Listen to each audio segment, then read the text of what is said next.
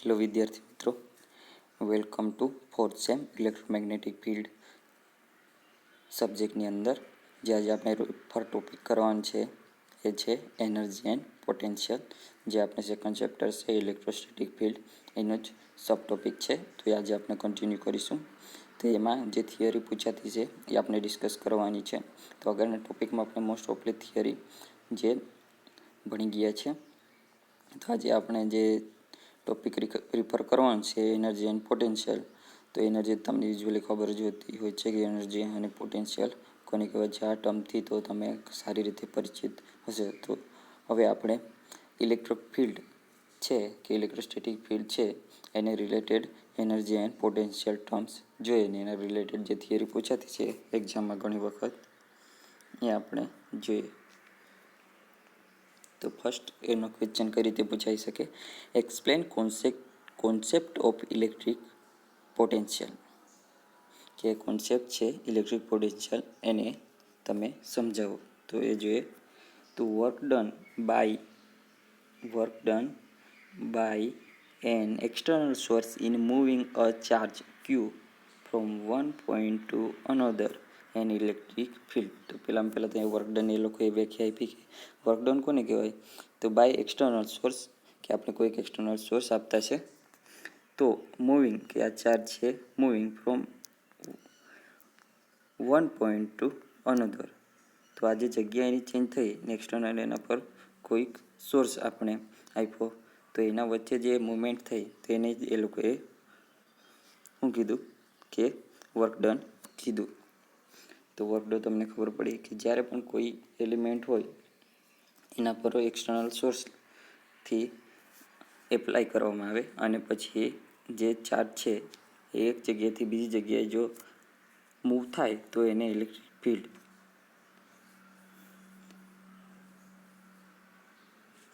અને એ જ છે કે એને વર્ક ડન કહેવાય. કે એટલે ઇલેક્ટ્રિક ફિલ્ડની અંદર ચાર્જ છે એક્સટર્નલ સોર્સથી એક જગ્યાએથી બીજી જગ્યાએ મૂવ થશે તો એને વર્ક ડન કહેવાશે. તેને આપણે મેથેમેટિકલી જોઈએ તો એ છે માઇનસ ક્યુ ઇનિશિયલ ટુ ફાઇનલ E/dl. હવે છે પોટેન્શિયલ ડિફરન્સ. તો પોટેન્શિયલ ડિફરન્સ તમને ખબર છે કે બે પોઈન્ટ વચ્ચેનો ડિફરન્સ. તો એ છે અહીંયા the potential of point A with respect to B. કે અહીંયા પોટેન્શિયલ લીધો છે કોના રિસ્પેક્ટમાં, તો બીની રિસ્પેક્ટમાં. Is define as the work done in moving a charge from B to A in the presence of electric field E પર યુનિટ ચાર્જ. તો અહીંયા ઇલેક્ટ્રિક ફિલ્ડ પણ ની જેમ આપણે ક્યાંનો વર્ક ડનની વ્યાખ્યા જોઈએ એ જ છે ને એનો જ એને ઉપયોગ કરીને છે કે પોટેન્શિયલ ડિફરન્સ કોને કહેવાય, તો પોટેન્શિયલ ડિફરન્સ પોઈન્ટ એ કોની, તો with respect to B is define as the work done in moving charge from B to A. આની પ્રેઝન્સમાં તો ઇલેક્ટ્રિક ફિલ્ડ E પર યુનિટ ચાર્જ. તો એને એ લોકોએ શું કીધું કે પોટેન્શિયલ ડિફરન્સ. આ હતું વર્ક ડન ને આ છે ક્યુ કે ઇલેક્ટ્રિક ફિલ્ડના અંદર જે વર્ક ડન થયું તો એ જ છે અહીંયા વર્ક ડન પર યુનિટ ચાર્જ. એને જ એ લોકોએ પોટેન્શિયલ ડિફરન્સ કીધું. અને આપણને ખબર છે કે અહીંયા જે ક્યુ હતો અહીંયા જે આપણે વર્ક ડનમાં જોયો અહીંથી ક્યુ કેન્સલ આઉટ થઈ ગયો અને એના સિવાયનો minus B to A E/dl. હવે નેક્સ્ટ કે unit of potential function is joule પર કુલમ, કાં તો એને વોટથી દર્શાવે છે. પછી પોટેન્શિયલ ડિફરન્સ એક્સપ્રેસ કે પોટેન્શિયલ ડિફરન્સ એને બી વચ્ચે હોય તો VA માઇનસ VBથી દર્શાવી શકાય. હવે જોઈએ કે પોટેન્શિયલ ડિફરન્સ જો પોઈન્ટ ચાર્જ હશે તો કેવું, તો potential difference due to point charge. તો અહીંયા કન્સિડર કર્યું છે કે point charge Q at origin, જે અહીંયા છે કે પોઈન્ટ ચાર્જ ક્યુ છે એ ઓરિજિન પર છે. તો ઇલેક્ટ્રિક ફિલ્ડ ક્યુ કઈ રીતના, તો આપણે ઇલેક્ટ્રિક ફિલ્ડ ખબર છે કે આપણે ફોર્સ પર યુનિટ ચાર્જ મળે. તો એ જ છે અહીંયા જે આપણે આગળના થિયરીમાં આવી જ ગયેલું છે કે Q/4πε0 r² into unit vector R. અને અહીંયા જે છે આપણે અહીંયા આગળની થિયરીમાં એનો ઉપયોગ કરવાનો છે. તો ડાયરેક્શન છે એની ઇલેક્ટ્રિક ફિલ્ડની કે R2 છે R1 તરફ છે અને Q છે એની ઓપોઝિટ ડાયરેક્શનમાં છે. Now take a 2 point in radial distance R1 and R2. જે આપણે ક્યારના જોયા એમાં કેવી કન્ડિશન છે કે R1 ડિસ્ટન્સ છે એ R2થી ઓછું છે અને R1 કરતાં R2 એ વધારે છે. પોટેન્શિયલ ડિફરન્સ 1 અને 2નો છે તો 1 માઇનસ V2 કે V1 માઇનસ V2 ને ડાયરેક્શન આપણે ખબર છે કે 2 મોટું છે તો R2થી R1 અને માઇનસ E ઇન્ટુ DL. જે માઇનસ સાઇન છે એને હું પર્પઝ છે પછી તમને સમજાશે આગળ છે એ આપણે જોઈશું. ઇન સ્પેરિકલ કોર્ડિનેટ તો આપણે ખબર છે કે ડિફરન્શિયલ લે તો તેના કયા કહેવાય આર થીટા અને ફાઇવ.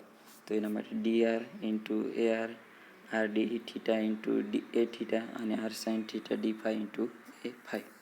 તો એ જ છે અહીંયા આપણે હવે સ્પેરિકલ કોર્ડિનેટનો ઉપયોગ કરવાનો છે. V1 કેમ કે રેડિયસ આવી તો V1 ઇન્ટુ A1 ઇન્ટુ જો સિમ્પલ હશે તો XYZ હશે અને જો રેડિયસ R હશે તો સ્પેરિકલ કોર્ડિનેટ.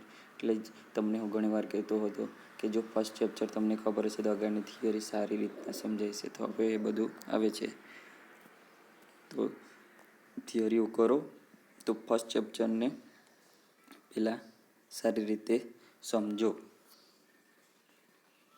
એમાં આગળ V12 તો રેડિયસ છે R2થી R1 અને Q/4πε0 ઇન્ટુ R² અને અહીંયા હતું E ઇન્ટુ DL.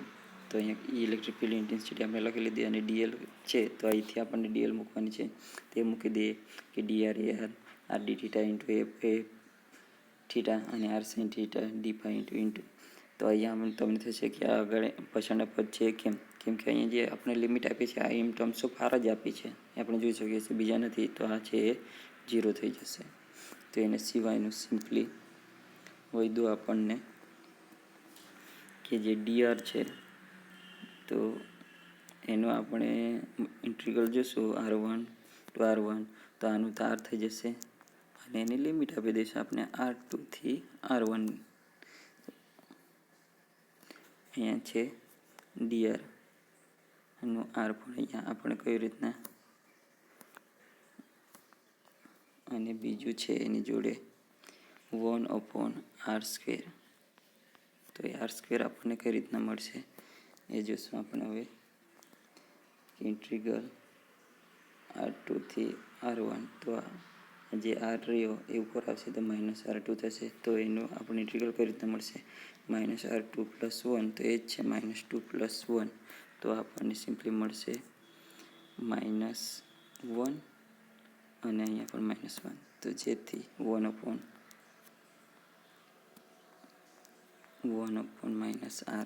એ જ છે ને પછી અહીંયા લિમિટ મૂકી દીધી. પહેલાં અપર લિમિટ જે અહીંયા મૂકી પછી આ લોઅર લિમિટ જે અહીંયા મૂકી.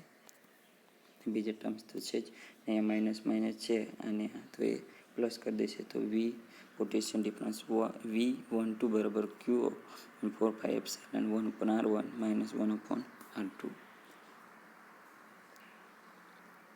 હવે નેક્સ્ટ થિયરી જોઈએ કે નેક્સ્ટ થિયરી કઈ રીતના પૂછાય. Explain concept of potential gradient આપણે and relation between electric field and potential. આ જે જામ રિલેટેડ બહુ જ ઇમ્પોર્ટન્ટ IMP છે અને આ ઘણી વખત પૂછાતું જ હોય છે તો આ આપણે સારી રીતે સમજીએ. કોન્સેપ્ટ ઓફ પોટેન્શિયલ ગ્રેડિયન્ટ તો એના માટે તો આપણે ધ્યાન રહેવું જોઈએ કે વોલ્ટેજ કોને કહેવાય તો V. તો વોલ્ટેજ V બરાબર minus integral E into DL. તો when equation is apply very short કે આ ઇક્વેશન આપણે વેરી શોર્ટ માટે ઉપયોગ કરીશું કે પોટેન્શિયલ ગ્રેડિયન્ટનો આપણે કોન્સેપ્ટ સમજતા હોય તો એમાં વોલ્ટેજ આપણને ખબર હોવી જોઈએ કે પોટેન્શિયલ તો એ છે અહીંયા E ઇન્ટુ DL. તો એ જ્યારે આપણે શોર્ટ ડિસ્ટન્સ માટે વાપરીશું તો એ કેવું હશે element length DL along E is constant થઈ જશે કે વેરી શોર્ટ ડિસ્ટન્સ માટે આપણે વાપરીશું તો પછી એમાં જે એલિમેન્ટ DL છે એ E માટે કોન્સ્ટન્ટ થઈ જશે. તો potential difference dV is given -E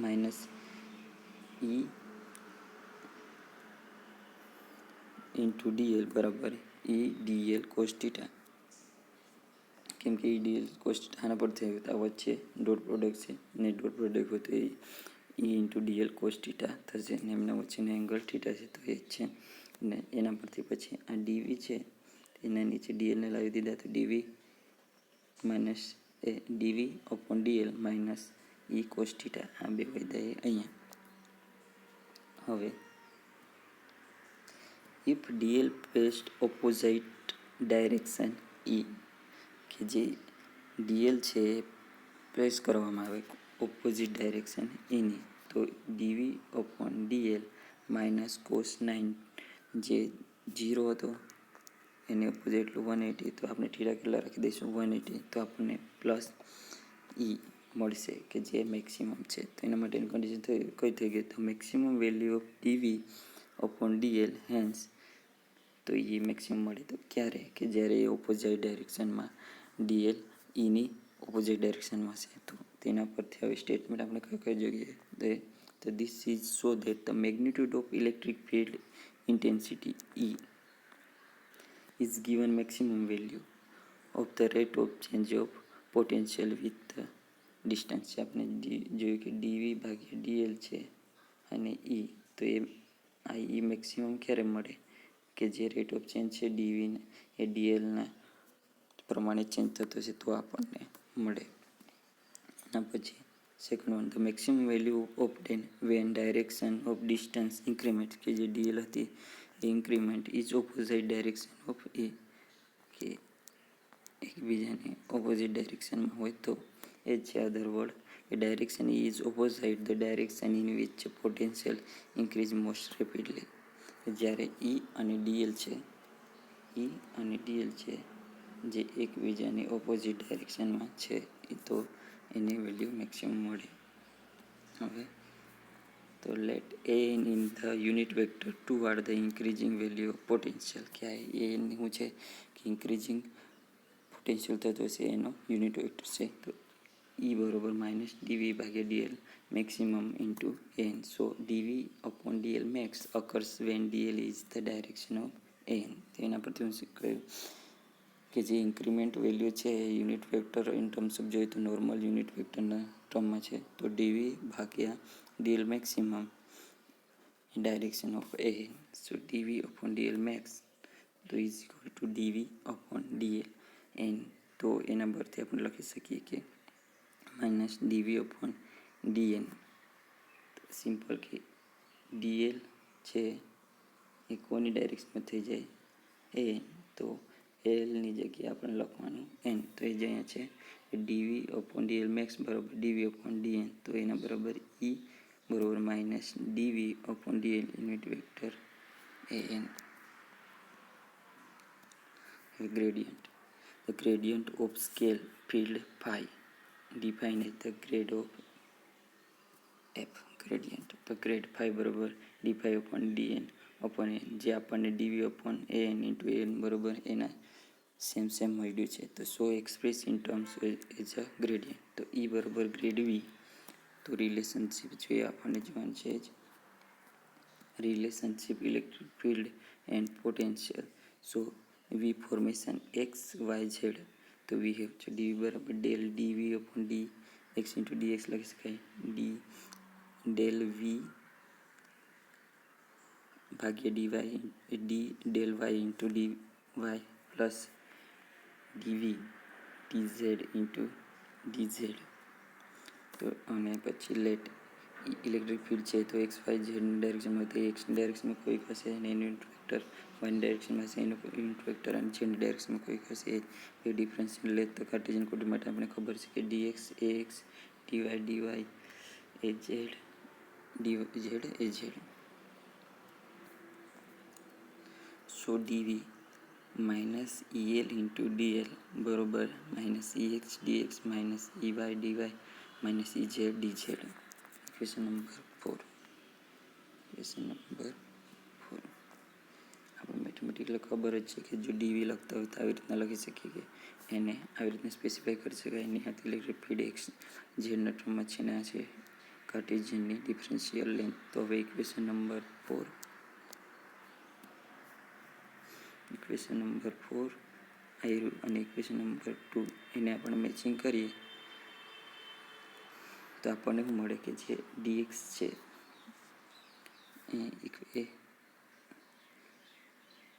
અહીંયા ડીવી છે, ડીવી ઈ ઇન્ટુ ડીએલ, તો જે ડીએક્સ છે એના બરાબર ડીએલ, ડીવાય છે એના બરાબર ડીવાય, ડીઝેડ છે એના બરાબર ડીઝેડ, અને એઝેડ છે એએક્સ તો એના બરાબર ડીવી ભાગ્યા ડીએક્સ. એવી જ રીતના વાય છે તેના બરાબર આ ટર્મ થશે, ઝેડ છે તેના બરાબર આ ટર્મ થશે.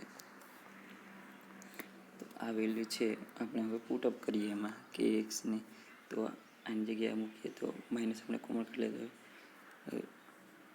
રો વી અપોન રો એક્સ ઇન્ટુ એક્સ પ્લસ રો વી અપોન રો વાય ઇન્ટુ એ વાય, અને ઝેડ માટે છે તો ઝેડની ડાયરેક્શનમાં. પછી આ વસ્તુ છે તો આપણને આગળ નથી ગઈ તો એને ગ્રેડ વડે દર્શાવી શકાય.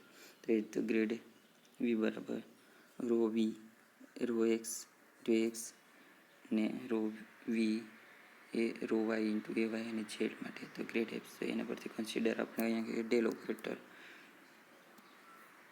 આ ડેલ ઓપરેટર થઈ ગયું છે. ડેલ વી બરાબર છે.